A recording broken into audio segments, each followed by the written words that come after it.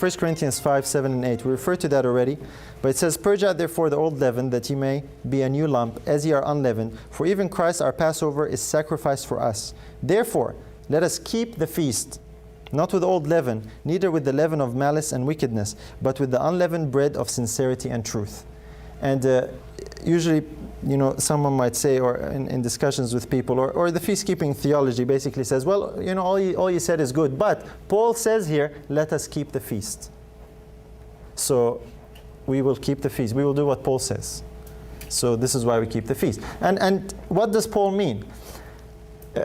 The problem in Corinth, brothers and sisters, was not whether they were keeping the feast or not.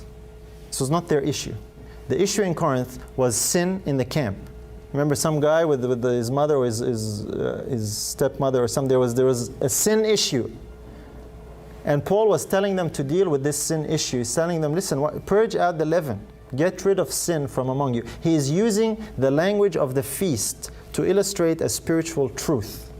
The language of the feast that he uses is symbolic. He's not talking about literal leaven. He's not talking about real leaven that you put in the bread. He's not telling them get rid of that. He's telling them get rid of sin out of the camp. And he says the reason for that is Christ, our Passover, is sacrificed for us. Always, not just for a particular time period. Christ is not just our Passover for a week. He is always our Passover. He sacrificed for us. It's because Christ now has come and fulfilled that. Let us live the reality and the fulfillment of what He accomplished by, therefore, let us keep the feast. So what he's talking about here is not a literal keeping of 1 week. If you look it up in the Greek, it actually means let us keep on keeping a feast. Let us keep a continual feast. In other words, he's saying, let us live our life. Because Christ is our Passover, let us live our life as a perpetual feast, free from leaven, the leaven of malice and wickedness and sin. He's using the language of the feast to illustrate a spiritual truth. It wasn't only to last for a week. It was to be their experience from then on. Because Paul is not trying to institute feasts that he calls elsewhere shadows. You with me? He's contradicting himself otherwise.